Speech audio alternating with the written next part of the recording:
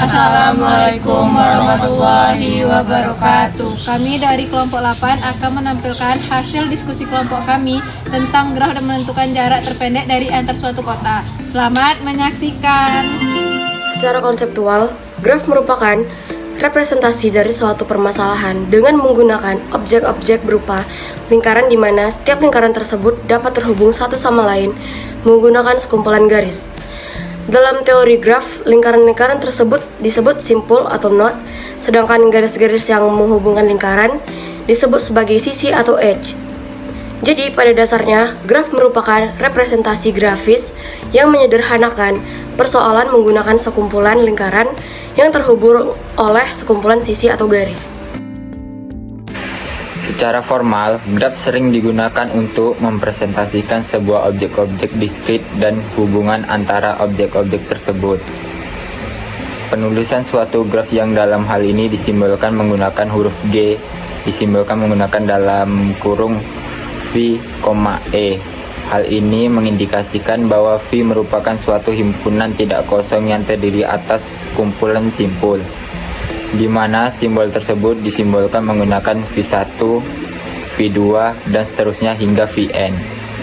Di lain pihak, simbol E mempresentasikan himpunan sisi yang menggunakan sepasang simpul. Sisi-sisi dalam teori graf kita tuliskan menggunakan kurung kurawal E1, E2, dan seterusnya hingga En. Saya akan menjelaskan jenis-jenis graf. Graf sederhana, graf yang tidak mengandung gelang maupun sisi ganda. Graf tak sederhana, graf yang mengandung sisi ganda atau gelang dinamakan graf tak sederhana. Graf tak berarah, graf yang sisinya tidak mempunyai orientasi arah disebut graf tak berarah.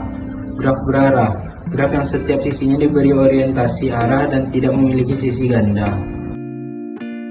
Di sini saya akan menjelaskan tentang graf yang telah kami gambarkan. Sebuah graf Provinsi Jawa Timur dan Bali yang memiliki 11 simpul yang mewakili 6 kabupaten dan 11 kota madya, yaitu Kabupaten Sidoarjo, Situbondo, Lumajang, Singaraja, Jember, Banyuwangi.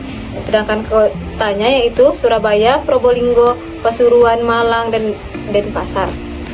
Setiap wilayah pada peta dinyatakan sebagai simpul graf. Sisi menyatakan bahwa terdapat dua wilayah yang berbatasan langsung. Simpul S menyatakan Surabaya, A. Sidoarjo, B. Pasuruan, C. Probolinggo, D. Situbondo, E. Banyuwangi, F. Malang, G. Lumajang, H. Jember, I. Singaraja, dan J. Denpasar. Setelah membuat graf, kami menggunakan algoritma Dijkstra untuk mencari tahu rute terpendek atau terdekat antara Provinsi Jawa Timur dan Provinsi Bali dengan titik awal Surabaya menuju kota Denpasar.